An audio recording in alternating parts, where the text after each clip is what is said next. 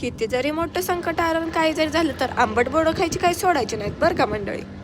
तर हा व्लॉग आहे कालचा. काल गणेश चतुर्थी होती, त्यामुळे मी आणि आईसाहेब गेलो होतो बाप्पाच्या दर्शन घेण्यासाठी. आणि सगळ्यात हसायचं म्हणजे जाताना आईसाहेब म्हणलं की ॲक्सिडेंट झालाय. हा तर ॲक्सिडेंट नव्हता पण. आणि मी हुशार, मला पण लांबून तसं वाटलं म्हणून मी पण त्याची एक क्लिप घेऊन टाकली. आईसाहेबांनी चष्मा लावला नव्हता त्यामुळं आईसाहेब तर लय रडल्या बाबा. रडल्या म्हणजे काय खरोखर रडल्या नाहीत बरं का, डोळ्यातून पाणी आलं. आमच्या इथं मोहोळमध्ये गणपतीचे सुंदर मंदिर आहे बरं का.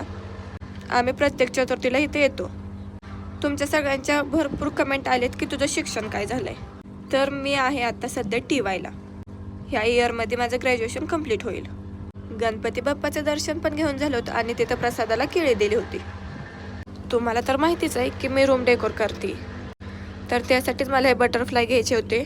आणि एवढ्या छोट्या छोट्या क्यूट्सच्या बाहुल्या पण होत्या तिथे.